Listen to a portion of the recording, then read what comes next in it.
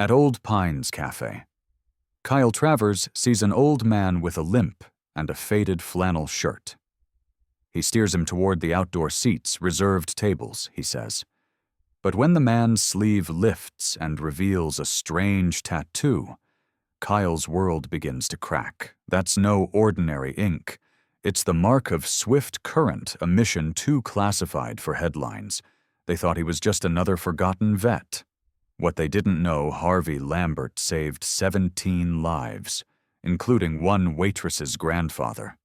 Stick around, because when quiet legends rise, even the loudest judgments fall silent in shame. Let us know where you're watching from and what time you discovered this video. We read all comments. Through my narrowed eyes, I watch Mrs. Pierce do exactly what I taught her, steering that limping stranger toward the outdoor seating. Kyle Travers, owner of Old Pines Café, built this establishment's reputation on tradition and order. My grandfather's military photo hangs proudly behind me, a reminder of the proper way things should be done. The Veterans Day crowd fills my cafe with their usual respectful murmur, just as I like it. The morning sun catches Mrs. Pierce's pearl necklace as she makes her practiced excuses about reserved tables. Perfect. I've trained my staff well. They know which customers belong where, but something stops me mid-pour. That man's sleeve rides up as he grips his cane, revealing a tattoo I've seen before. My coffee pot trembles slightly. The swift current emblem. Those precise lines, that distinctive shield. I've spent countless nights studying military archives, tracing my grandfather's legacy. But this doesn't make sense. Sir, perhaps you'd be more comfortable. Mrs. Pierce begins, but her voice fades as my spoon slips from my fingers, striking a coffee cup with a sharp clink that cuts through the cafe's buzz like a bullet through silence. The sound takes me back to my grandfather's stories, tales of honor sacrifice and knowing your place. I grip the counter's edge, my knuckles whitening. This man, Harvey Lambert, according to his credit card receipt, doesn't fit the narrative I've built my life around. Everything all right, Kyle? Mrs. Pierce asks, her concerned tone carrying across the cafe. Several regulars turn to look, phones already lifting. My jaw clenches. I've built Old Pines into a respectable establishment, a place where my grandfather's values live on. This man threatens everything I stand for. Perfectly fine. I say, my voice steady despite the storm brewing inside. Just ensure our guest is comfortable outside. The word guest tastes bitter on my tongue. A young woman at the counter, Emily Chen, one of our regulars, slowly raises her phone, its camera lens catching the morning light. My spine stiffens. Let them record. I'm protecting my grandfather's legacy, aren't I? Lambert's eyes meet mine across the cafe, and something in their depths makes my certainty waver. Those are a soldier's eyes.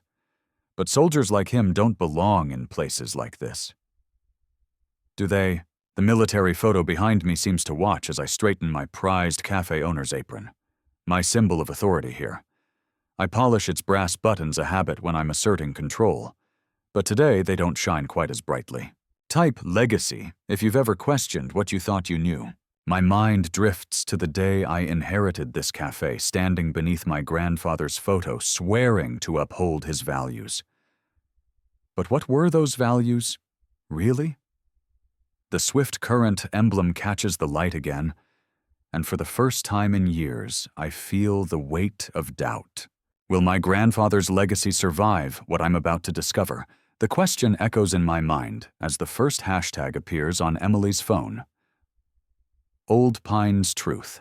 The morning sun streaming through my cafe's windows suddenly feels less warm, less certain. And in the reflection of the coffee pot, I see something I've never noticed before. Fear in my own eyes. Harvey Lambert's fingers drummed against the worn Formica tabletop at Old Pines Café. His weathered face a mask of practiced indifference. The whispers that had once rolled off his back like rain now felt like tiny daggers, each one a reminder of how deeply he'd buried himself in silence. The military-precise arrangement of his utensils, fork exactly 1 inch from knife spoon aligned perfectly parallel, wasn't just habit. It was armor. The regular's judgment-laden murmurs reached his ears as clearly as radio chatter once had during operations. "There's that Lambert again." They'd say, their voices dripping with the same ignorance that had driven him into his self-imposed isolation. "Probably another deadbeat vet." Their words stung more than he'd ever admit, each syllable reinforcing the walls he'd built around his past. The Swift Current operation files remained classified, their contents locked away in government archives, just as surely as Harvey had locked away his memories. But sometimes, in moments like these, with the coffee machine's hiss, mimicking the static of long-ago communications, the weight of those 17 souls he'd guided to safety pressed against his chest like a medal he couldn't wear. His morning ritual at Old Pines had become both sanctuary and prison. The corner booth offered tactical advantages: clear sightlines to all entrances, minimal exposure to his back. But it also kept him trapped in plain sight, a subject of endless speculation. The young server Kyle moved with an awareness that suggested more than mere hospitality training. Harvey noticed how the boy's eyes lingered on his forearm, where the unit insignia lay hidden beneath his sleeve. Deep in his gut, Harvey felt the familiar twist of anxiety that came with recognition. It was the same feeling he'd had during the evacuation, when every decision could mean life or death.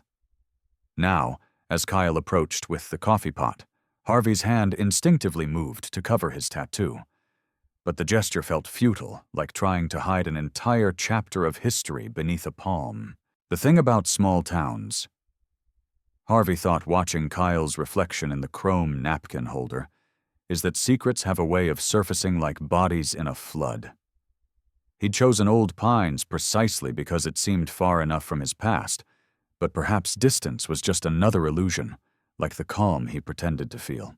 The scientific studies he'd read about post-service integration painted it all in clinical terms: social isolation, community, reintegration challenges the psychological impact of classified operations. But they didn't capture the reality of sitting in a small-town cafe surrounded by people who'd created their own narratives about who you were, while the truth sat locked behind security clearances and non-disclosure agreements.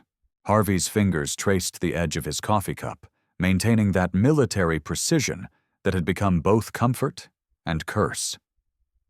The morning light caught the rim of the cup, creating a brief flash that reminded him of signal mirrors. 17 lives. 17 families who would never know his name or why their loved ones made it home. The weight of unspoken heroism pressed down on his shoulders like a heavy rucksack. Type hero in the comments if you've ever misjudged someone before knowing their full story. Each morning brought the same internal battle, the desire to stand up and shout his truth versus the ingrained discipline of silence. The classified nature of Swift Current had seemed necessary then, but now it felt like a prison of protocol, keeping him locked in a persona that wasn't fully his own. The historical research journal in Kyle's apron pocket caught Harvey's eye, another piece of evidence that his carefully constructed anonymity was beginning to crack. The young server's presence stirred memories of another time, another young man who'd once believed in the power of documentation and truth. Before Swift Current, before the weight of classified heroism, Harvey's inner reflection surged. How many others carry unmarked medals? How many heroes sit in corners arranging their silverware with military precision, while the world writes them off as something less? The truth isn't just in classified files. It's etched in our actions, our habits, the way we carry ourselves even years later. But who's really looking? Who sees past the surface to recognize the weight of untold stories?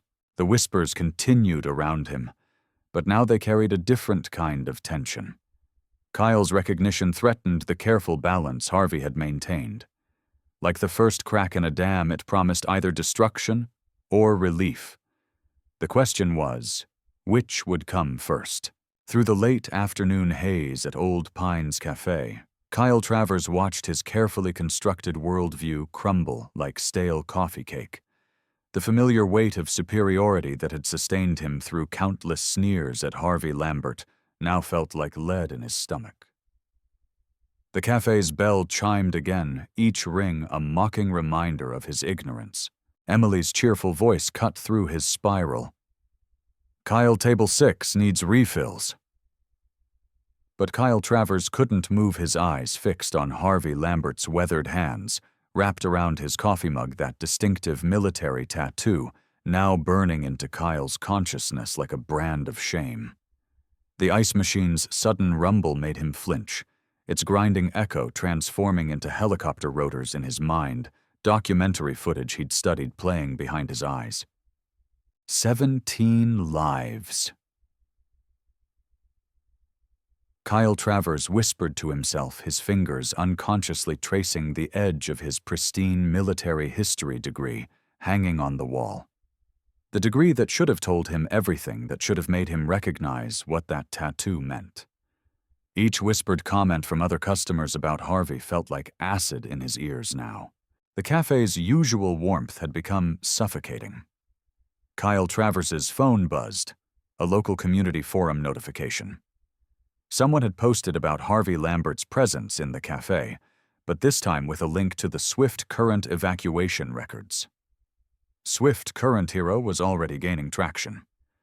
Kyle's hands trembled as he read the comments, each one a testament to his monumental misjudgment. "Have you seen this, Kyle?"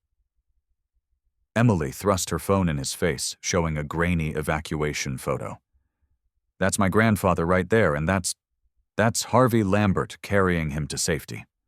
Her voice cracked. All this time, Kyle Travers's reflection in the coffee pot showed a man he barely recognized. Pale, shaken, the arrogant tilt of his chin replaced by the weight of revelation. The whispers in the cafe had shifted, carrying notes of awe and shame rather than derision. His military history degree seemed to mock him from its perch, each carefully earned letter a reminder of how thoroughly he'd failed to see the truth before him. The ice machine rumbled again, and Kyle Travers gripped the counter as memories of every dismissive word, every cold shoulder he'd given Harvey Lambert crashed over him like a wave. The hashtag was spreading faster now, old evacuation footage resurfacing, and with each new share, Kyle felt his carefully constructed reality fracture further. Type hero if you've ever misjudged someone who deserved honor instead, the trending posts read, and Kyle Travers's fingers hovered over his phone, the truth burning in his throat like bitter coffee. Harvey Lambert remained at his table, seemingly oblivious to the digital storm brewing around him. But Kyle Travers could see now what he'd been blind to before. The quiet dignity in the man's posture, the weight of unspoken heroism in his steady hands. The same hands that had saved 17 souls, including Emily's grandfather, now simply cradled a coffee cup in a cafe where he'd endured countless cold shoulders.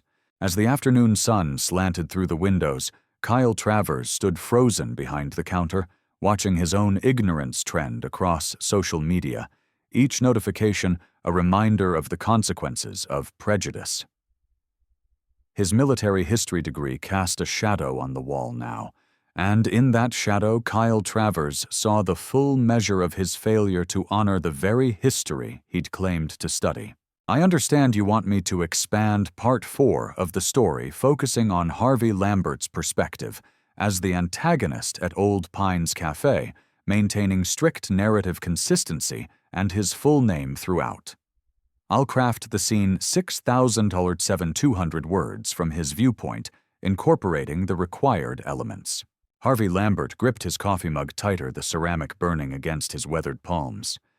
He'd chosen this corner table at Old Pines Café for 17 years, precisely because nobody bothered him here.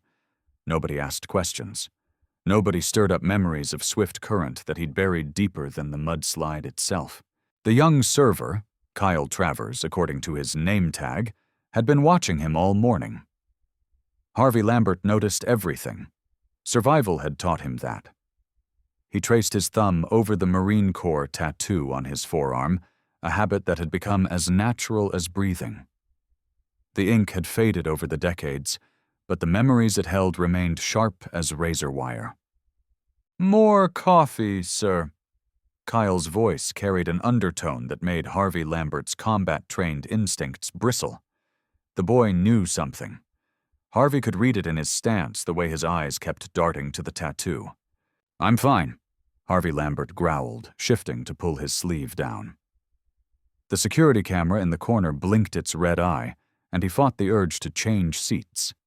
17 years of carefully constructed isolation were starting to crack like thin ice. The whir of the coffee grinder couldn't mask Kyle's approaching footsteps. Harvey Lambert's muscles tensed, ready for fight or flight. Old habits that had kept him alive when swift current turned into hell. But this wasn't a mudslide. This was worse. This was the past catching up. "Sir, I know about swift current." The words hit Harvey Lambert like a physical blow. The cafe fell silent, conversations dying mid-sentence. Even the clinking of cutlery stopped. He could feel phones being raised, their cameras focusing on this moment he'd spent nearly 2 decades avoiding. "You don't know anything, boy?" Harvey Lambert's voice came out harsh, defensive. He started to rise, but Kyle placed a familiar-looking file on the table. "Swift Current Research," the label read. Photos spilled out. Satellite images, newspaper clippings, and one particular snapshot that made Harvey Lambert's blood run cold. 17 faces all alive because of what he'd done that day. "My grandfather was one of them." Emily, another server, whispered from nearby. "He told us someone saved them but never knew who. It was you, wasn't it, Mr. Lambert?" Harvey Lambert's hands shook as he touched the photograph. "I did what anyone would have done." The words tasted like lies. Not everyone would have driven a military transport through a mudslide to reach trapped civilians. Not everyone would have risked everything to save strangers. But you didn't just save them. Kyle pressed his phone, now openly recording. "You gave them your identity tags, your papers, everything they needed to prove they were evacuated officially. You disappeared so they could claim the compensation, the support they needed to rebuild." The coffee grinder whirred again its sound, mixing with the growing murmurs of the cafe patrons. Harvey Lambert watched as phones lit up with notifications. Quiet Hero was trending his story, spreading faster than he could contain it. "I couldn't let them suffer more." Harvey Lambert finally admitted, his voice rough with emotions he'd suppressed for 17 years. "The system was broken. They needed the money more than I needed the recognition." Emily's tears fell onto the photograph.